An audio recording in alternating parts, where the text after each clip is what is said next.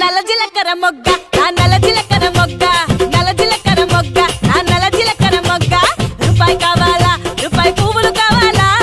రూపాయి కావాలా రూపాయి పువ్వులు కావాలా నా రూపురేఖ సల్లగుంటే ఎలాగా